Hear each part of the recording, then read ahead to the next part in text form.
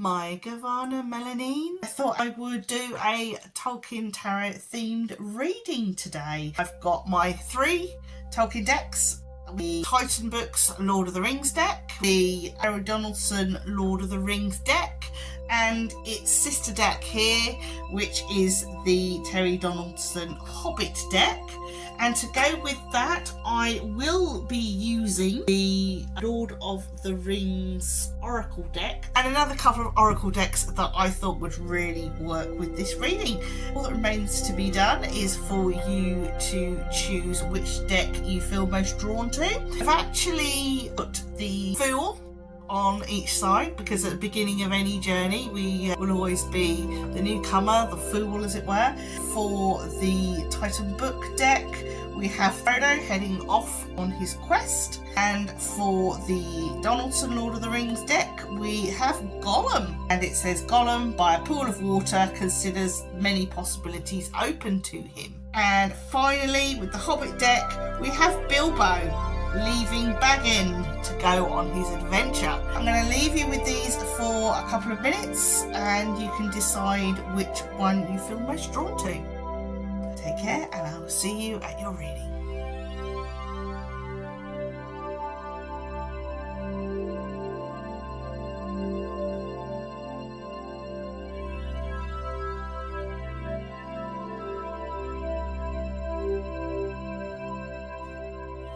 Mae Govannen Group 1.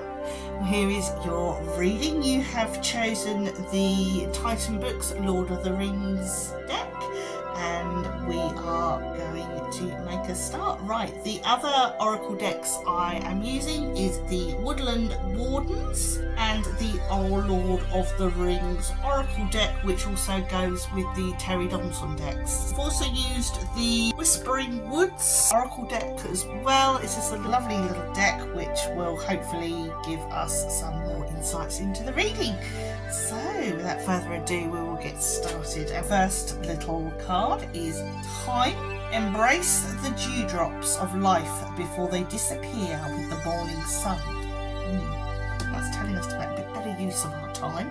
Venture. Live wild and free. Our time is valuable and we shouldn't waste a minute of it. Life is to be lived and we need to live it. So let's have a look at our Woodland Wardens. Now I will read from the book with these because they can be a little bit tricky and I've not had them too long, so I'm still getting to know these Oracle decks, but they are rather lovely. Have number 1, which is Cat and Lavender. That's nice. Cat and Lavender. Meaning independence. Cats are cunning, clever and independent. Often loners. They represent self-reliance, while Lavender's scent brings soothing comfort.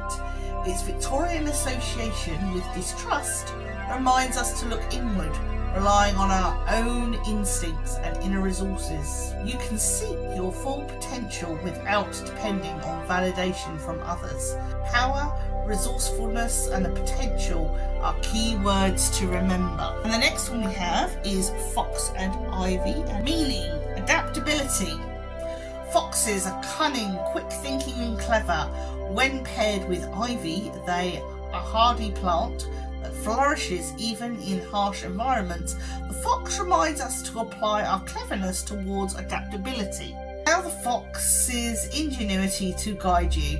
Nimbleness and adaptability will suit you well on your endeavours. I really think this ties in nicely with the little cards here. They're telling us we need to live for today and enjoy our lives. You don't want to have a life of regrets. You take chances, do things, don't just sit around and wonder. We've got our lovely cat and fox here. They're telling us not only do we need to think for ourselves, we also need to adapt to new situations, not to be afraid to try new things out and adapt accordingly whatever comes through. There's no harm in taking risks as long as you've got that plan B. If something goes wrong, you're going to be able to handle it. So I'm going to move on to our Middle Earth themed part of the reading, and these are the Lord of the Rings Oracle decks. The first card is Saruman, the False Counselor. And just a word of warning, with these are pre-movie. But if you're saying that, Saruman, by the time he reaches the third age of Lord of the Rings, his hair has gone from black to white. So him with black hair here and a coloured outfit isn't quite right. Interesting anyway, because he does become Saruman of many colours. And the next card is the 3 rings of the elves. But Saruman would love to get his hands on those. And finally, we have the Dead Marshes. So let's have a look at these. We know Saruman is the false counsellor, so maybe we need to be careful of advice we are currently being given.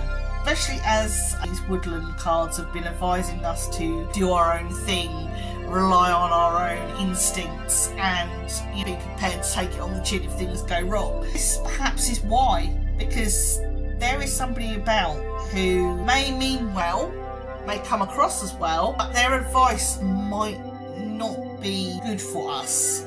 Not because necessarily that they're trying to trick us, but more, although they mean well, it would not work for us personally. If we were to listen to that advice, we would possibly end up in the Dead Marshes, but perhaps all of our ideas will go down the Swanee. Where the 3 of Rings comes in, they were rings that held on to time. In Rivendell and Lothlorien, they maintained those realms so that they were timeless realms. Passing of time, if at all, was very, very slow within those realms. And although Aragorn grew up there, time didn't stop for him. But the idea is they are timeless places, and when the ring was destroyed, time came to those places. The Ruby Ring was the one that Gandalf carried around with him, and that inspired people. When people had lost hope, it enabled him to inspire them because he had the power of that ring sort of accentuating those skills. I think what the ring part is we don't listen to this advisor, but we need to perhaps trust that we have everything in place and we should be maintaining everything we have, because perhaps if we listen to this person's advice, we may end up putting our energy into the wrong thing and end up in a sort of dead marshy zone, as it were. So yeah, this is very much like trusting your own instincts, and whatever you are going to embark on, you really need to trust yourself on this. You are in the right space. Right, let's have a look at the tarot cards. We have Queen of Swords. This is Eowyn. This one is the 6 of Swords. So we've got the Queen of Swords, the 6 of Swords. We have the 10 of Cups, lovely, and the 5 of Cups. And finally we have the Queen of Cups. Interesting, so we've got the Queen of Swords and the Queen of Cups. Now you might think they're poles apart. Well, I suppose they are in a way, because the Queen of Cups is Galadriel, and she's an elf. She's one of the elves that's born in Valinor. So she has the light of Valinor, she's seen the 2 trees, and she has the light of Valinor within her. As for Eowyn, she is a lady of the Rohirrim. She is a mortal woman and of the middlemen, and so he doesn't have that power that Galadriel has, but she does have a lot of bravery and determination, and she eventually kills the Witch King. It seems like at the beginning of this reading there is an awful lot of courage, determination, and then things can calm down a little bit. We've reached that zone, we've really reached that success and achievement. This is all going to pay off. Basically, all the grafting, when you think to yourself, what is the point in this? I'm not getting anywhere. Just keep at it, keep grinding, keep going. That's what the Queen of Swords says. And then suddenly it all works out, and it's going to be like, oh my god, this is better than I hoped. I feel you were perhaps thinking everything was going to be 5 of Cups. 5 of Cups is like, don't cry over spilt milk. So there might be a few disappointments on the way, but you're going to get there. Any problems along the way are going to be completely shined out by this 10 of Cups here. And then at the end of it, you have the Queen of Cups. You're a lot more wiser, you're a lot more calmer, everything's working out, and it's because you put in that hard work at the beginning of whatever project you're beginning. Will have amazing results, and you will feel on top of the world. You know, you're gonna feel like you want to float off back to Valinor. It's gonna be amazing. So yeah, that is your reading. I hope you've enjoyed that. It was lovely to have such a big buoyant ending. And gist of things is think for yourself. Don't allow yourself to be influenced by other people. Stay strong and do the nitty gritty. Do the hard work. Don't take any shortcuts, and your success will be amazing. So take care and look after yourselves. And if I don't see you in any of the other readings, bye, Melanie. Mae Govannen Pile 2. Welcome to your reading. Let's see where your journey is going to take you. Now, the deck that you have chosen is the Lord of the Ring Donaldson deck. And I've also added the Lord of the Rings Donaldson Oracle deck as well. And I've got a couple of lovely little woodland oracle decks to go with this, which I felt would be nice to use as well. So the first one we're going to look at is the Whispering Woods Oracle deck, and they're just lovely little cards which are going to give us an overview of this reading. Okay, so let's see what we've got here. We have Resilient, stay strong as evergreen trees, and Strength. When your roots are deep, you need not fear the storm. Interesting. So it's asking us to be resilient and strong. Wonder what things are coming up for us here. So these are the Woodland Wardens. I'm going to read these ones because sometimes it's nice to just read from the book. We have the Antelope and Wheat, and then we have Spider and Passion Flower. So let's have a look at these. The Antelope and Wheat, it says nourishment. Antelopes are associated with community, travelling in large herds. They work together, detect predators, locate food, care for the young and old. This way, the group supports the thriving of each individual. Likewise, golden sheaves of wheat are ancient symbols of prosperity, a relatively easy grain to grow, store, and convert into flour, a staple crop around the world. Wheat is closely associated with wealth and abundance. Together, the antelope and wheat call us to nourish ourselves and our communities. You are feeling fulfilled, nourished and secure. Celebrate your good fortune by sharing it with others in need. Invest in your community and ensure you are supported in leaner times. So again, about this maintaining resilience and strength, and it's getting strength in numbers. So I'm wondering here whether it is advising you to do some kind of community work, or if you are involved in community work, to keep doing that, because certainly it says here is like strength in numbers, and this really feels like being part of the community is going to be something that is really going to help you. We also have here the Spider and the Passion Flower, so let's have a look. Creative ingenuity. Spiders represent the balance of light and dark. Cunning yet patient, they spin intricate webs that are both beautiful and deadly. The Passion Flower is a vining flower that has come to symbolise faith. It was named by the 16th century Jesuit missionaries who associated the plant with the Passion of Christ. Its filaments represented the crown of thorns, and its 10 petals, the 10 faithful apostles. You can solve your problems unconventionally and with cleverness. You only need to exercise patience in order to fully appreciate the results of your labour. So yes, I really do feel there's a sense here of going out and doing stuff for others, going out and doing some kind of community work, and you're going to get a lot of payback for that. And also, when you at a point where you might need some support yourself, there's going to be people there for you, because you forged these alliances and these friendships with the community that you are working with. That sounds fantastic. Let's have a look on Middle Earth part of the reading. With the Oracle cards, we have the Elves, lovely, followed by Rose Gamgee and Belladonna Took. So we have the Hobbit mothers here. And finally, we have the Blessed Realm. Wow, that is interesting. Because you've got two sylvan mystical parts, and then you've got like the Hobbit. More sort of mundane, down to earth. Again, I really feel there's some sort of feeling of caring and putting oneself out for others. and the rewards might be greater than you imagine. I mean, we've got these other interesting looking elves here.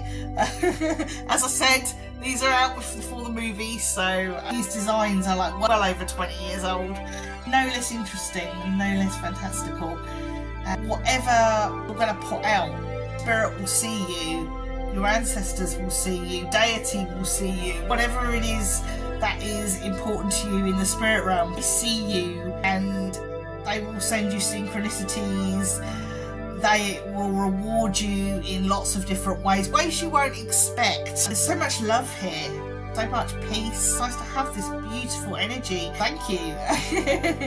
Whoever you are, obviously you are a lovely person who helps people out and really gives themselves, because they see you. They see you with everything that you do, and I want to say thanks. Let's move on to the tarot part of the reading. We have here the Knight of Wands, and we have Faramir prepares himself for the ensuing battle against the orcs. And then we have the Eight of Coins. Skilled healers work assiduously on Faramir's injured body. Oh dear. Got Faramir getting ready for the fight and Faramir injured. And then we have Ace of Coins. We have Celeborn on his throne. Decisions are made on material matters. For those of you who are not sure who Celeborn is, he is the husband of Galadriel.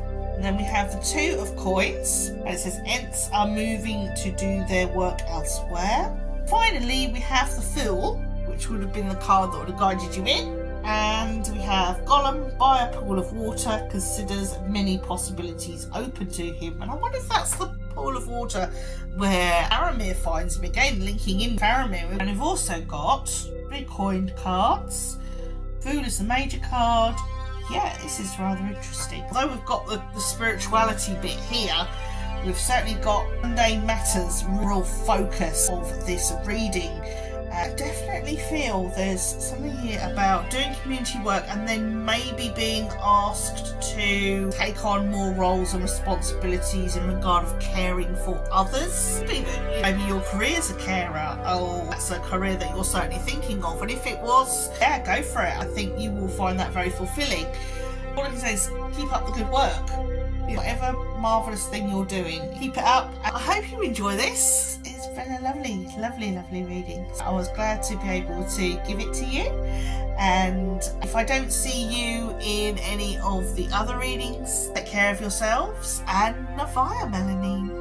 Mae Govannen Mellon Nin, Group 3. Welcome to your reading. Now, you have chosen the Hobbit deck. Also, we've got the Lord of the Rings Oracle deck. And so we've also got Whispering Woods, which are these little ones here, and the Woodland Wardens. Tolkien loved his trees, so it just feels right. The first one we have here is Time. Brace in the dewdrops of life before they disappear with the morning sun. Now that's interesting, because if any of you are drawn to Group 1, you will find this was also in Group 1. And this one here we have Teach. Inspire others and let nature be your guide. Let's see what these Woodland Wardens are saying. Now, I will use the book for these. Interestingly enough, this was in pile 2. We have the Hound and Pear. Do you know, these sort of remind me a little bit of pub names. Anyway, we have Loyalty. Hound is the ultimate symbol of loyalty and friendship. Stories abound in folklore and throughout history of dogs protecting their companions, saving children, and alerting their masters to danger. The Saint of St. Gwynethort is one such story. This 13th century French greyhound saved his owner's infant son from an attack by a viper. When the owner came upon the scene, he found Gwynethort with bloody jaws sitting beside an empty cradle. Believing the hound to be the murderer, the owner killed Gwynethort. Only later, when he heard his son's cries and discovered him beneath the cradle next to the dead snake, did he realise his tragic mistake. Like the faithful hound, Pear symbolises of care and affection, often given as a gift. It is sweet but easily bruised, requiring tenderness from its handler. We've got here, a friendship is flourishing, your kindness and loyalty have been noted, and your friend appreciates you. So that's lovely. And then we have this other one here, antelope and wheat. Antelope are associated with community travelling in large herds. They work together to detect predators, locate food and care for the young and old. This way the group supports the thriving of each individual. Likewise, golden sheafs of wheat are ancient symbols of prosperity. A relatively easy grain to grow, store and convert to flour. The staple crop around the world. Wheat is closely associated with wealth and abundance. Together, the antelope and wheat call us to nourish ourselves and our communities. You are feeling fulfilled, nourished and secure. Celebrate your good fortune by sharing it with others in need. Invest in your community and ensure you are supported in leaner times. We've got hints here about doing something for the people working within the community, which is very similar to what we had in part 2. So let's have a look at these. Take this a little bit further and see what our Middle Earth cards advise. We have the 7 Palantiri, we have the Rohirrim, and finally we have the 7 Rings of the Dwarves. It's very interesting actually, because we have the 7 Rings of the Dwarves and the 7 Palantiri. Now for those of you who've only watched the movies, you may have heard of the Palantiri from Saruman, because Saruman had one of these seeing stones in his tower. But there were actually 7 of them, and they were made by, some will say, the greatest elf in history, Fëanor. He made lots of great stuff. He was indeed a master craftsman. However, he did a lot of kinslaying, unfortunately, which kind of puts a damper on all the good things he did. He's a bit of a controversial character, and some people absolutely love him and apologise for him, and other people like me are like, kinslaying, no. Fëanor created these Palantiri, and there were 7 of them, and they ended up in Middle Earth. The Dunedain ended up with them, and in different periods of time they all got lost, apart from one that Saruman ended up acquiring, and you sort of see this all play out during Lord of the Rings. Then we've got this Rohirrim, and obviously they are the Horse Lords, and they live near the Tower of Orthanc, which is where Saruman lived and used his Palantir. Palantiri, and has Palantir on their own, aren't they? And finally we have these 7 rings for the 7 dwarves. They didn't affect the dwarves in the way Sauron expected. When he gave the rings to men, it eventually became wraiths, and he was able to completely control their spirits. With dwarves, that didn't happen, but what did happen is they became greedier and they delved deeper. I find it quite interesting that we've got a sort of Rohirrim stuck in the middle of these magical tools, because they are very much a people that are not interested in magic whatsoever. It's something that they're almost scared of in a way.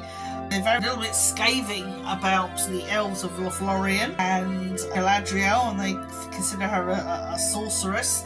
I don't think they necessarily think of them as evil, but they're very wary of the elven realms and elves themselves. You know, obviously that later on becomes a lot more easier during Lord of the Rings, as they begin to realise that the elves are actually on their side. These cards are asking you to be a little bit wary of anything that seems a little out of the ordinary, to keep grounded.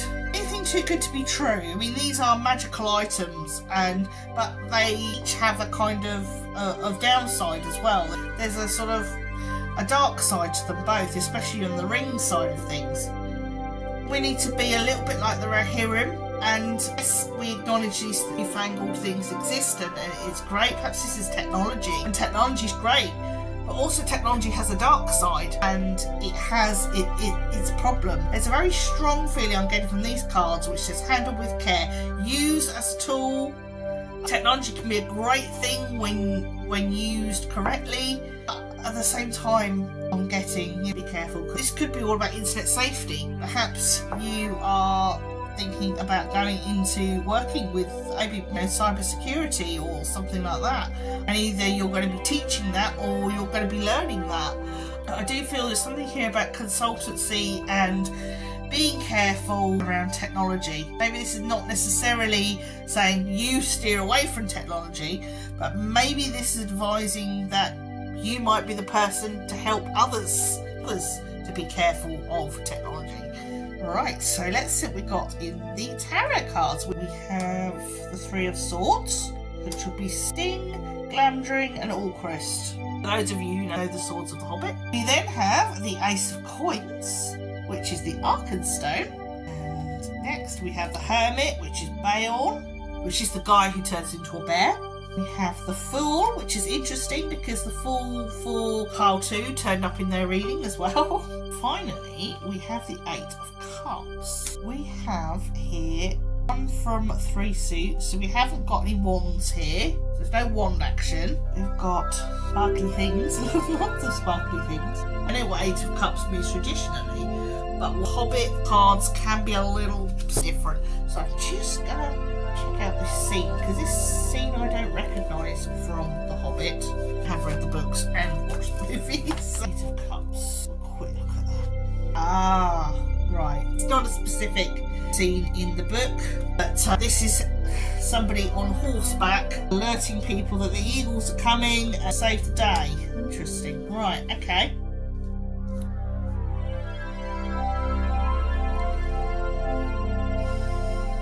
I still feel this is a technological bent to this. You've got Beorn and he's quite a protective person.